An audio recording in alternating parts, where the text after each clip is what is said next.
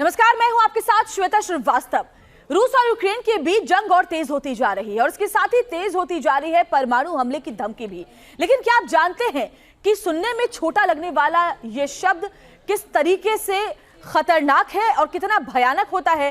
चलिए मैं आपको बताते हैं इस ग्राफिक्स के जरिए कि जब परमाणु अटैक होता है तो आखिर क्या हो सकता है और कितनी बड़ी तबाही हो सकती है। सबसे पहले मैं आपको बताऊं, जो सबसे बाहरी रेडियस होता है, तकरीबन जहां पर अटैक होता है उससे 11 किलोमीटर दूरी पर, वहां फर्स्ट डिग्री बर्न्स हो जाते हैं। यानी कि 11 किलोमीटर जो लोग मौजूद होंगे, आप देखिए उस दायरे में उनको फर्स्ट डिग्री बर्न्स हो जाएगा। और फर्स्ट डिग्री बर्न में क्या होता है वो समझिए, जो ऊपरी त्वचा है लोगों की उस पर जलन महसूस होगी। यानी जहां पर यह अटैक किया गया उससे 11 किलोमीटर दूरी तक भी इस तरह के जो असर है वो देखे जा सकते हैं। इसके बाद आते हैं उसके अंदर, उसके भीतरी दायरे में, वो है 9 किलोमीटर दूरी का। 9 किलोमीटर की दूरी पर सेकेंड डिग्री बर्न का सामना करना पड़ेगा जो लोग वहां पर मौजूद होंगे। और इनको क्या होगा वो आप समझिए, इनको भी त्वचा में जलन तो होगी ही, साथ ही स्किन जलेगी। इसके अलावा जो ऊपरी त्वचा है और उसके साथ साथ जो मांस है उसमें भी जलन महसूस करना होगा, ये होगा। और उसके बाद सबसे भीतरी जो आवरण है, यानी कि जो भीतरी रेडियस है, यानी 8 किलोमीटर का दायरा, थर्ड डिग्री बर्न यहां पर होगा। 24 से 25% जो शरीर है वो जल जाएगा। यानी इतना ज्यादा बर्न होगा, ये आप समझिए। अब ये भी देखिए कि हवा की रफ्तार कितनी तेज होगी। जहां पर यह अटैक होगा वहां 756 किलोमीटर प्रति घंटे की रफ्तार से तेज हवाएं चलेंगी। अंदाजा लगा सकते हैं आप कि कितनी तेज हवाएं होंगी। इसको इस तरह से भी समझिए कि जब चक्रवाती तूफान आता है तो तकरीबन 150 किलोमीटर प्रति घंटे की रफ्तार से हवाएं चलती हैं और तब वहां ऐसी तबाही होती है।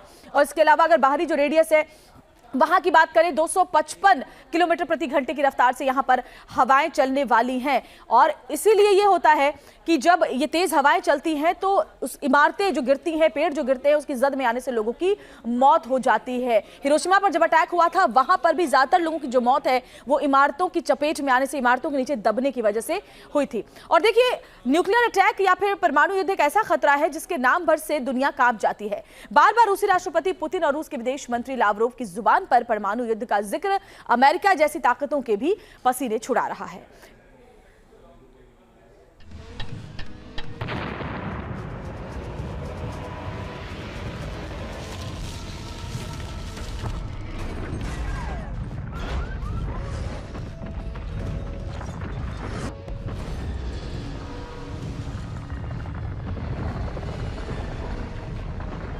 परमाणु बम से हमला।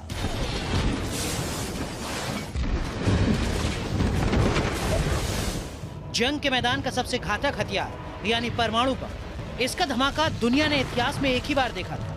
यानी जब दूसरे विश्व युद्ध में हिरोशिमा और नागासाकी पर एटमी हमला हुआ। उस हमले ने बता दिया था कि अगर दोबारा कभी परमाणु बम का ट्रिगर दबा तो ऐसी तबाही होगी जो शायद इंसानियत को ही तार तार कर दे।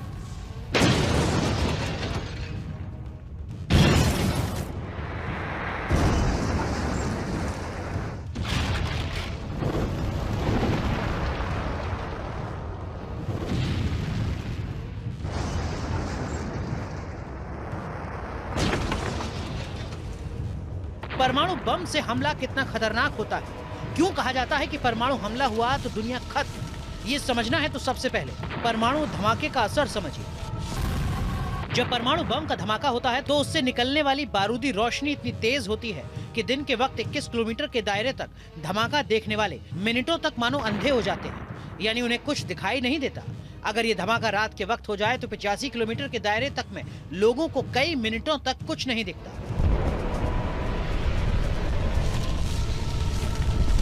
छाले पड़ जाते हैं, पीड़ा इतनी होती है कि इंसान उसे बयां तक नहीं कर पाता।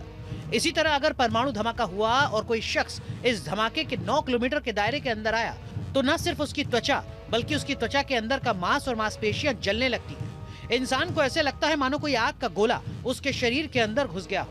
इसे वैज्ञानिक सेकेंड डिग्री बर्न कहते हैं। और सबसे खतरनाक होता है थर्ड डिग्री बर्न, यानी वो लोग जो एटमी धमाके के 7 से 8 किलोमीटर के दायरे में फंस जाते हैं। खासकर अगर कोई धमाके के 1 किलोमीटर के रेडिएशन में मौजूद होगा तो इससे निकलने वाली गर्मी उसे पल भर में मार देगी, उसकी राख तक नहीं मिलेगी, यानी इंसान का शरीर भाप बनकर उड़ जाएगा।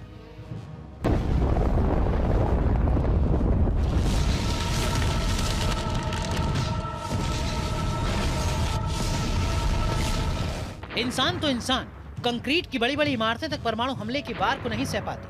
अगर हम आजकल के 1 मेगाटन के बम की बात करें जो दुनिया के हर बड़े देश के पास मौजूद है, तो इस बम के फटने से निकला विंड थर्स्ट यानी हवा का झोंका इतना तेज होता है कि अगर 2 किलोमीटर के दायरे में कोई बड़ी इमारत हो तो वो पल भर में ढह जाती है। इसकी रफ्तार तकरीबन 765 किलोमीटर प्रति घंटा होती है, यानी एक चक्रवाती तूफान से 7 गुना ज्यादा।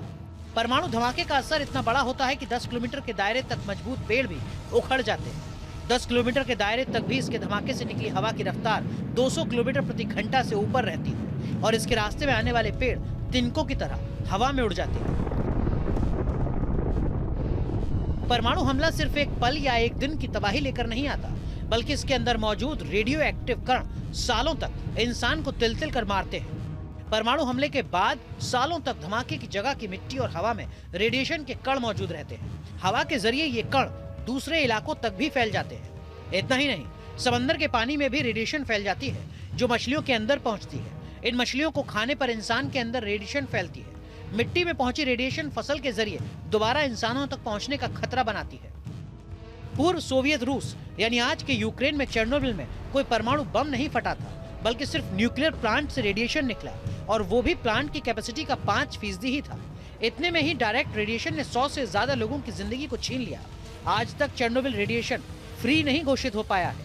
यानी सोचिए, अगर किसी ताकत ने परमाणु हमला कर दिया तो इस धरती और टारगेट किए गए देश का क्या होगा। Team news nation.